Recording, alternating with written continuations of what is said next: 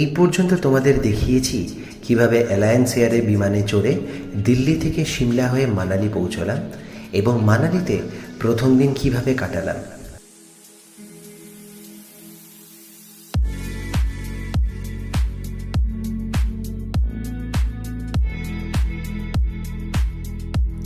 ঘুরে বেরিয়েছি মানালির বিখ্যাত হিড়িম্বা দেবী টেম্পল এবং মনু টেম্পলে। এছাড়াও তোমাদেরকে ঘুরিয়ে দেখিয়েছি মানালির ম্যাল রোড।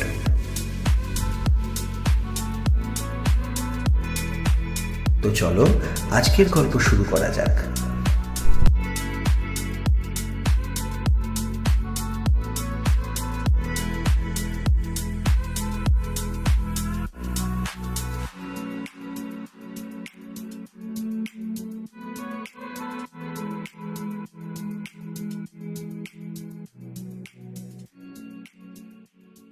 Good morning everyone. তো আজকে আরও কয়েকটা প্লেস তোমাদেরকে দেখাবো এই মানালির মধ্যেই। সোলাং ভ্যালি তো এইবার হলো না। কেন হলো না তার কারণ হচ্ছে সোলাং ভ্যালি অবধি ছোটো গাড়ি যেতে দিচ্ছে না। আর আমার একার জন্য একটা বড় গাড়ি নিয়ে 7 থেকে 8 হাজার টাকা স্পেন্ড করা মানে ইটস টু মাচ। ঠিক আছে, প্রচণ্ড কস্টলি হয়ে যাচ্ছে। তো সেই জন্য এবারে সোলাং ভ্যালি করলাম না। দেখা যাক কবে সোলাং ভ্যালি হয় না হয়। আর রোটাং পাস তো বন্ধই থাকে, অনেকেই জানো সেটা, আবার অনেকে জানো না। তো মে মাস থেকে রোটাং পাস খোলে, ওই মে থেকে এই অক্টোবর নভেম্বর অবধি খোলা থাকে রোটাং পাস। তো এখন মোটামুটি যাই, গিয়ে তোমাদেরকে ওই জায়গাগুলো দেখাই। এখন জাস্ট হোটেল থেকে বেরোলাম, 10টা 15 বাজে। আমার প্রথম গন্তব্য হলো যোগিনী জলপ্রপাত। আমার হোটেল থেকে যোগিনী জলপ্রপাতের দূরত্ব কম বেশি 6 কিলোমিটার। হোটেলের সামনে থেকেই নিয়ে নিয়েছিলাম একটা অটো। খরচ পড়েছিল 300 টাকা। শীতকালে যোগিনী জলপ্রপাতে জলের দেখা মেলে না বললেই চলে। যোগিনী জলপ্রপাত পুরোপুরি বরফে পরিণত হয়।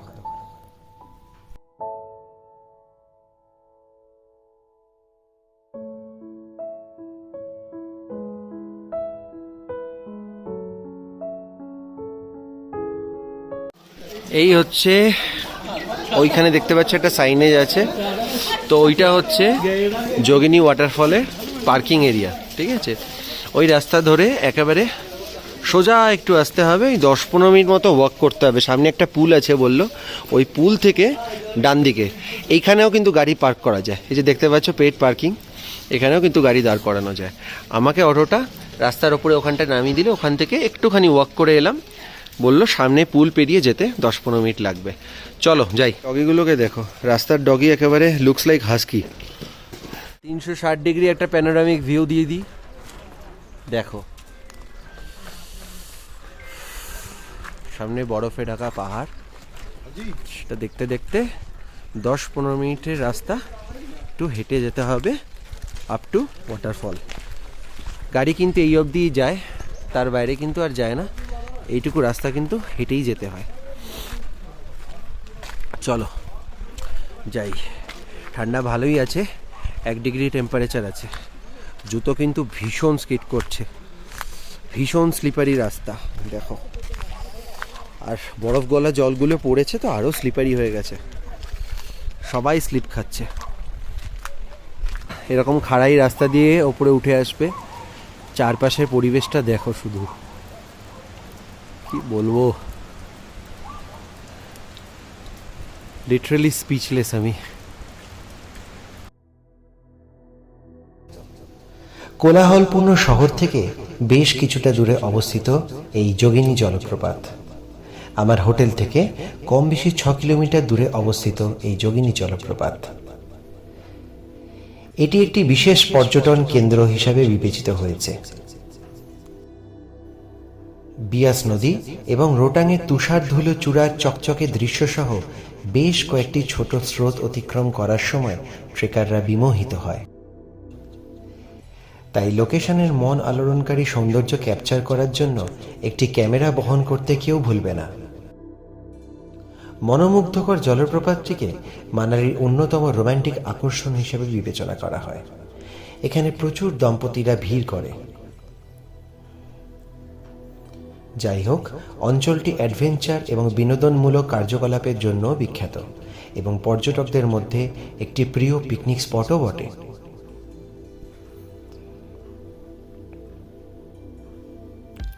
যোগিনী জলপ্রপাতের অবসরে 2 কিলোমিটার ট্রেক বশিষ্ঠ মন্দির থেকে শুরু হয়, যা মূল বাজার থেকে প্রায় 2 কিলোমিটার দূরে অবস্থিত।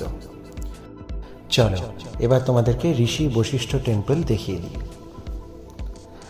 মানালি বাসস্ট্যান্ড থেকে 3.5 কিলোমিটার দূরে মানালি বশিষ্ঠ মন্দিরটি বিয়াস নদীর ওপরে বশিষ্ঠ গ্রামে ভগবান রামের কুলগুরু ঋষি বশিষ্ঠকে উৎসর্গীকৃত। এটি মানালির সবচেয়ে বিখ্যাত দর্শনীয় স্থানগুলির মধ্যে একটি। বশিষ্ঠ গ্রামের নামকরণ করা হয়েছিল হিন্দুদের 7 জন ঋষির একজন ঋষি বশিষ্ঠের নামে। কিংবদন্তি অনুযায়ী ঋষি বশিষ্ঠ বিশ্বামিত্রের হাতে তার সন্তানদের মৃত্যু হয়েছে জানতে পেরে বিষণ্ণ হয়ে পড়েছিলেন। ঋষি বশিষ্ঠ নদীতে ঝাঁপ দিয়ে আত্মহত্যার চেষ্টা করলেও নদী তাকে হত্যা করতে অস্বীকার করে। এরপর তিনি এই গ্রামে নতুন জীবন শুরু করেন। যে নদী ঋষিকে গ্রামে নিয়ে গেছিল তার নাম বিপাশা, যার অর্থ বন্ধন থেকে মুক্তি। বিপাশা নদী এখন বিয়াস নদী নামেই পরিচিত। মন্দিরের ভেতরে ধুতি পরা ঋষির একটি কালো পাথরের মূর্তি রয়েছে। বশিষ্ঠ মন্দিরটি কাঠের উপর চমৎকার এবং সুন্দর খোদাই দ্বারা সজ্জিত।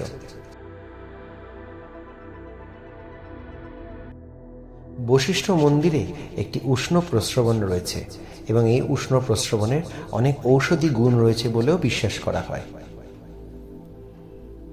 কথিত আছে এই উষ্ণ প্রস্রবণে স্নান করলে অনেক চর্মরোগ নিরাময় হয়।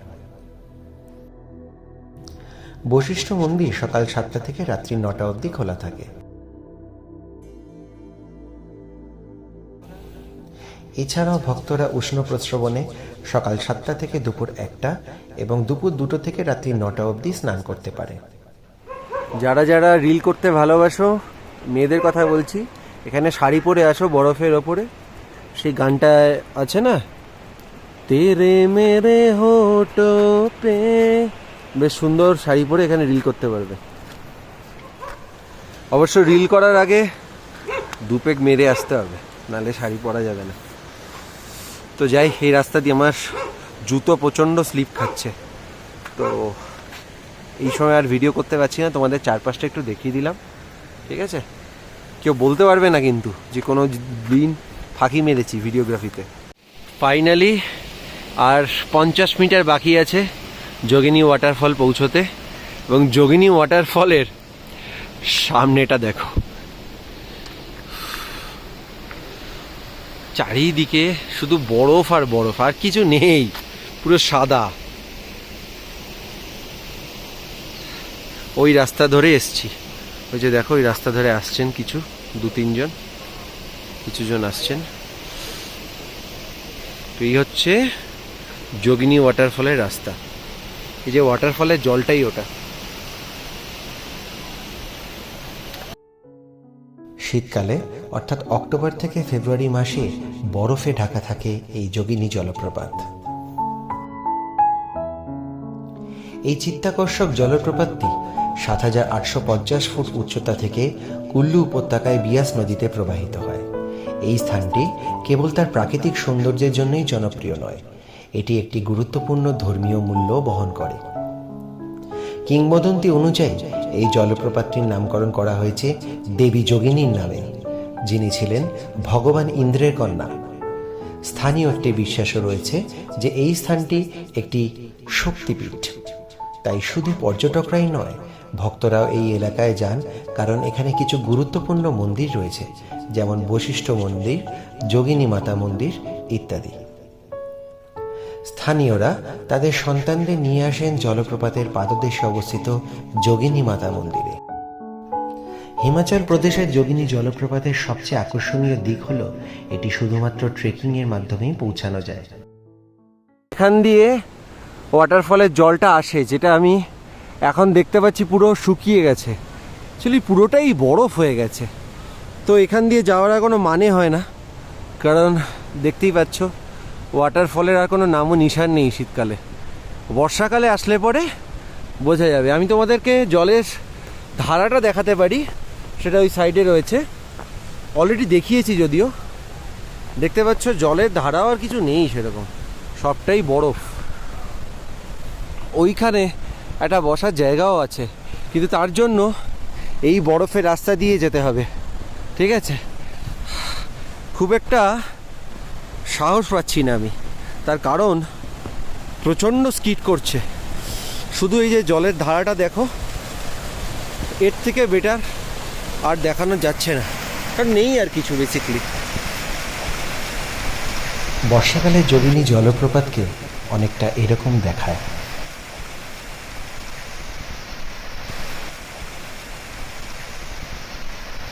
এই হচ্ছে জলের ধারা। তো এই হচ্ছে যোগিনী ওয়াটারফল। তোমাদেরকে অনেক রকমের শট নিয়ে দেখালাম। এবার যাওয়ার পালা। ওই সেই বিপদসংকুল রাস্তা পেরিয়ে যেতে হবে। নিচে নেমে ভাবছি একটু চা কফি কিছু খাবো, একটু ফুয়েল দরকার। ঠিক আছে, চলো যাওয়া যাক। নামাটা আর দেখাচ্ছি না, এই রাস্তা ধরেই আবার নামবো। পুরো সাদা আর সাদা। ঠিক আছে,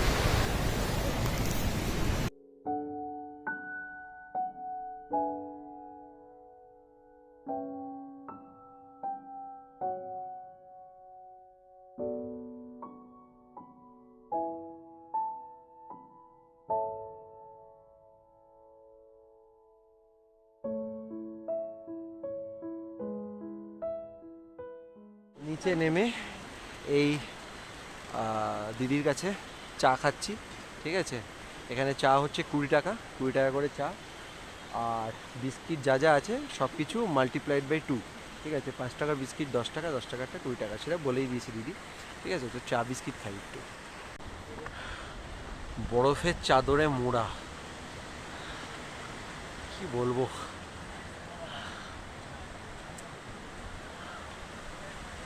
তোমাদের যতটা পারছি ভালো করে দেখাবার চেষ্টা করছি। খুব সুন্দর সুন্দর পিকচার নেব। ঠিক আছে, অনেক এফার্ট দিয়ে পিকচার নেব, অনেক এফার্ট দিয়ে রিল বানাবো। দেখার জন্য একটু ইনস্টাগ্রাম আর ফেসবুকটা চেক করে নিও। ডেসক্রিপশন বক্সে কিন্তু লিঙ্কগুলো পেয়ে যাবে।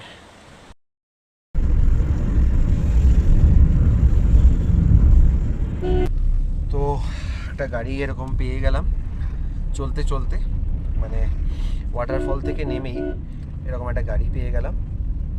তো এই গাড়িটা আবার পৌঁছে দেবে আমাকে মাল রোডে বা ম্যাল রোড, যে যা বলো, সেখানে পৌঁছে দেবে।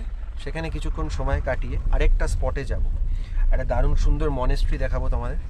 তো সঙ্গে থাকো, আশাহত হবে না। ঠিক আছে, কোনো সিরিজেই মোটামুটি ডিসঅ্যাপয়েন্ট করিনি তোমাদের, তো এটাতেও ডিসঅ্যাপয়েন্ট করবো না, যতটা পারবো দেখাবো।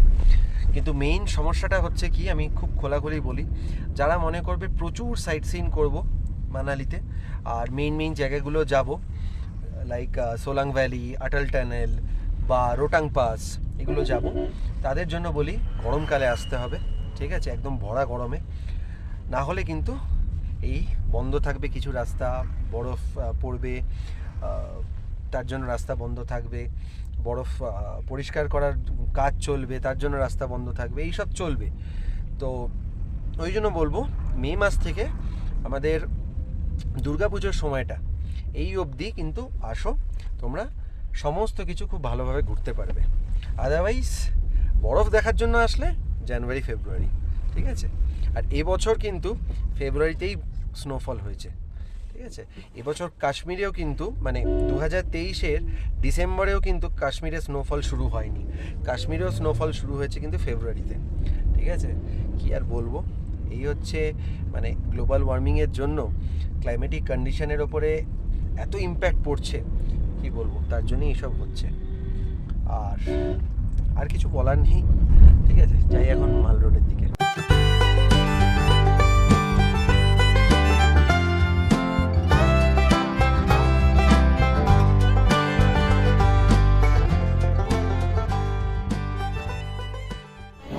এখানে রয়েছে মহালক্ষ্মী টি স্টল, ম্যালের এই রাস্তাটা। ঠিক আছে, এখান থেকে আমি নেব কুল্লারওয়ালি চায়। এখানে সব চাই ভালো, হিমাচল প্রদেশে সব চাই আমি মোটামুটি ভালো খেয়েছি, তাও এখানকার চাটা খেয়ে বলি কেমন। এই হচ্ছে ধোঁয়া ওঠা কুল্লারওয়ালি চায়, খেয়ে বলি। বললাম না, এখানে প্রত্যেক কটা চা ভালো, 20 টাকা করে চা নেয় এখানে। আদা লবঙ্গ ফ্লেভার এত সুন্দর থাকে, আর প্রচুর পরিমাণে আদা দেয়। দারুণ, হ্যাঁ খুব সুন্দর। ম্যালটা দেখো কত সুন্দর লাগছে, কি সুন্দর লাগছে, একটা অদ্ভুত সুন্দর ভাইবস আছে। অনেকটা ওই যে কালকেও বললাম, এমজি মার্গের ফিল দেবে তোমাদের, গ্যাংটকের এমজি মার্গের ফিল দেবে, খুব সুন্দর। ওখানে অটল বিহারী বাজপেয়ীজির একটা স্ট্যাচু রয়েছে, আর প্রচুর দোকানপাট, প্রচুর ফুড জয়েন্টস, ভীষণ জমজমাট। ঠিক আছে, পিওর ভেজ অপশানসও রয়েছে, ননভেজ তো রয়েছেই, আর তার সাথে সাথে রয়েছে ওই কর্নারে তোমাদেরকে দেখাবো আমি বাস স্ট্যান্ড, যেখান থেকে সব জায়গার বাস তোমরা পাবে, সিমলা বলো দিল্লি বলো সব জায়গার বাস পাবে। ইভেন লে লাদাখের বাসও ওই দিক থেকেই ছাড়ে, দেখাবো তোমাদের। এই যে দুর্গা মাতার মন্দির, তার পাশেই দেখো বাস স্ট্যান্ড। ঠিক আছে, এই যে এখান থেকে সব রুটের বাস ছাড়ে, এই 4TC বাস স্ট্যান্ড। এখানে দেখলাম মানালিতে ম্যাল রোডে বেশ অদ্ভুত স্টাইলের সফট টি পাওয়া যায়, দেখো 18-1, এই এতগুলো ফ্লেভার একসাথে থাকবে। दीजिए भैया एक 18-1।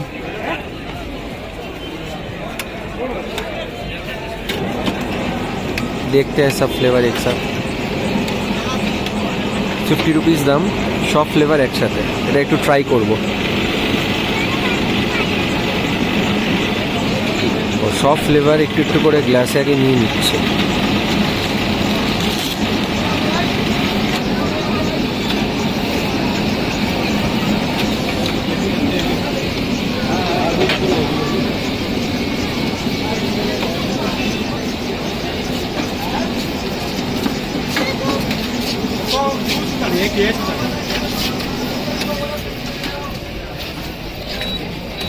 पापा मुझे 3 वाला फ्लेवर चाहिए।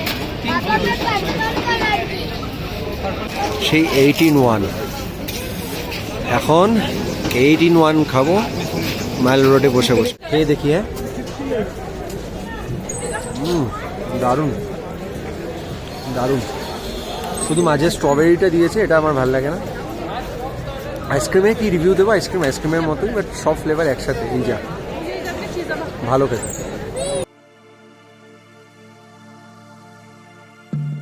এই হচ্ছে মঠের প্রবেশদ্বার, ঠিক আছে, এই হচ্ছে এন্ট্রেন্স এই মনেস্ট্রি।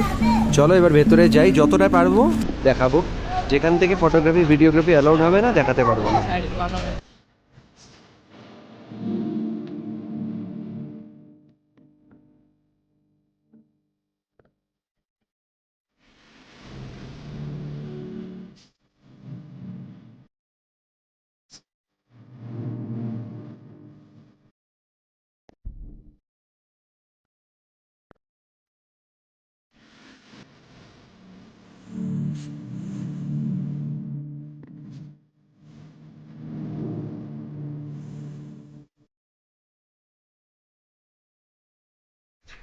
পুরো প্যাগোটা স্টাইলের টিবেটিয়ান বুদ্ধিস্ট মনেস্ট্রি, ঠিক আছে। ভেতরে শুনেছি একটা সুন্দর বৌদ্ধ মূর্তি রয়েছে, 4.5 ফুট উচ্চতার একটি সুন্দর বৌদ্ধ মূর্তি রয়েছে, খুব সুন্দর। পার্কের মধ্যে যেরকমটা হয় বৌদ্ধ মঠে ঢুকলে, এরকম শান্ত পরিবেশে একটা খুব সুন্দর পজিটিভ ভাইবস আসে, ঠিক সেরকমই কিন্তু পজিটিভ ভাইবস তোমরা পাবে।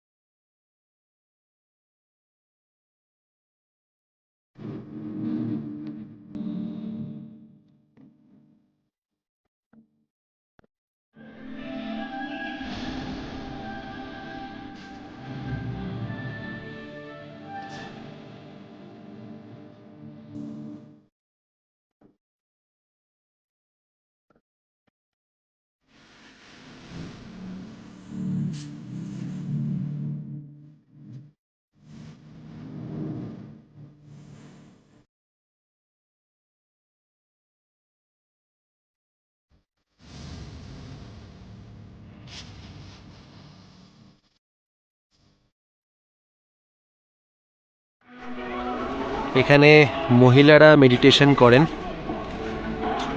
আর এটি হচ্ছে মূল বৌদ্ধ মন্দির।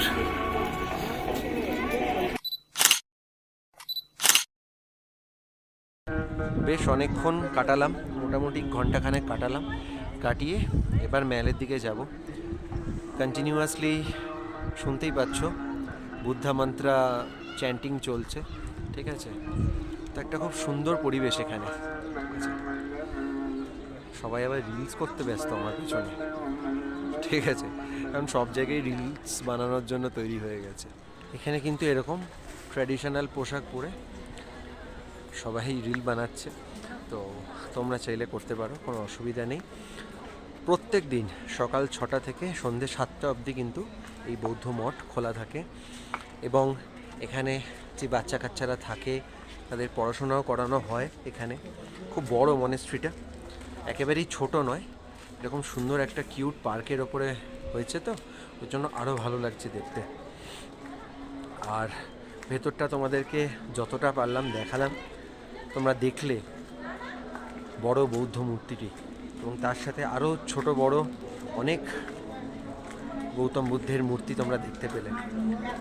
তার সাথে সাথে আরও অনেক মূর্তি তোমাদের দেখালাম, যেমন পদ্মসম্ভাবার মূর্তি। তো আশা করি ভালো লাগলো। লাল ফুচকাতে আমার ইচ্ছা হলো একটু খাবার, কিন্তু সাইজটা খুবই ছোট। এ পুদিনা দিতে না, ঠিক আছে, খেয়ে বলছি, রেকমেন্ড করছি না আমি এই ফুচকা, এই লাল লাল ফুচকা আমি রেকমেন্ড করছি না। প্রথমত হচ্ছে ভেতর থেকে দিল, তারপরে দেখলাম একটু ক্রিস্পি ক্রিস্পি ভাব আছে, নাহলে সব নেতানো নেতানো ফুচকা, পুরটাও ভালো করে মাখেনি। বেনারসে যা ফুচকা খেয়েছি বা হরিদ্বারেও যা ফুচকা খেয়েছি, বেনারসে বেশি ভালো খেয়েছি, তো সেই পরিমাণ একটা ঝাল ঝাল ঝাল ঝাল ব্যাপার, সে ব্যাপারটা নেই, ঠিক আছে। তো চলো যাই। এমনি মানুষজনের ব্যবহার ভালো, ওই হচ্ছে ব্যাপার, পাহাড়ে তো সবারই ব্যবহার ভালো। চলো। A few moments later. তো হোটেলে চলে এসেছি, অ্যারাউন্ড তখন কটা বাজে, 4:15 হবে। হোটেলে চলে এসেছি এখন। যেহেতু আজকে স্নোফল হচ্ছে না, এই জন্য ব্যালকনিতে বসতে পারছি সুন্দর করে। চা বলেছি, চা খাবো। আর এখান থেকে টিভিতে আমি আমাদের ফেসবুক পরিবার HBS-এর উদ্যোগে অনুষ্ঠিত মহালয়ার পূর্ণ প্রভাতে যেটা আমাদের হয় মহিষাসুর মর্দিনী, সেটা দেখছি, ঠিক আছে। আর চা খাবো এই সুন্দর প্রকৃতি দেখতে দেখতে, ঠিক আছে। আজকে স্নোফল নেই, তবে আজকে রোদ ঝলমলে একটা সকাল পেয়েছি, খুব সুন্দর ঘুরেছি আজকে, যেটুকু ঘুরলাম খুব ভালো ঘুরলাম। আর ম্যালটা স্পেশালি খুব এনজয় করলাম আজকে। কেমন লাগছে ভিডিওগুলো তোমরা একটু জানিও কমেন্ট সেকশনে। তোমাদের কংক্রিট ফিডব্যাক পেলে পরে খুব ভালো লাগে। আগামী দিনে আরও নতুন নতুন আরও সুন্দর সুন্দর জায়গা তোমাদের সামনে তুলে ধরবো। শুধুমাত্র চাই তোমাদের একটু ভালোবাসা, তোমাদের একটু সাপোর্ট। তো যাই হোক, চা বোধহয় চলে এসছে, ঠিক আছে, নক করছে। চলো আবার পরে কথা হবে। চায়ের রিভিউ আর কী দেবো, এখানে চা সবসময়ই ভালো। আর হিমাচল প্রদেশে যেখানেই চা খেয়েছি না কেন এখনো অবধি, দুর্দান্ত চা।